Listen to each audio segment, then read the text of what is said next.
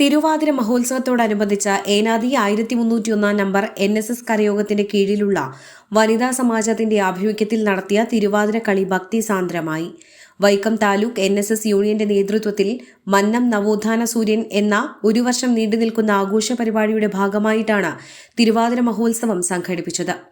വനിതാ സമാജം പ്രസിഡന്റ് സിന്ധു കൃഷ്ണകുമാറിന്റെ നേതൃത്വത്തിൽ വനിതാ സമാജം പ്രവർത്തകർ അവതരിപ്പിച്ച തിരുവാതിര കളിയിൽ 15നും 60നും മധ്യപ്രായമുള്ള 30ഓളം പേർ പങ്കെടുത്തു.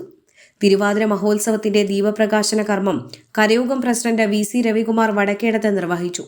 കരയോഗം vice president S Jayaprakash, secretary N Venugopal, treasurer VM Gopalakrishnan, വനിതാ സമാജം സെക്രട്ടറി രമാ മുരളീധരൻ, ഉഷ രവീന്ദ്രൻ, അഞ്ജന സഞ്ജീവ്, വിജയരേഖ തുടങ്ങിയവർ പരിപാടികൾക്ക് നേതൃത്വം നൽകി. ബാലസമാജം കുട്ടികളുടെ കീർത്തനാലാപനം, വിവിധ കലാപരിപാടികൾ എന്നിവയും ആഘോഷ പരിപാടിക്ക് പകിട്ടേകി. ഒരു രാത്രി നീണ്ടുനിന്ന ആഘോഷത്തിന്റെ പ്രധാന ഭക്ഷണമായ തിരുവാതിര പുഴുക്ക് വിതരണവും നടന്നു.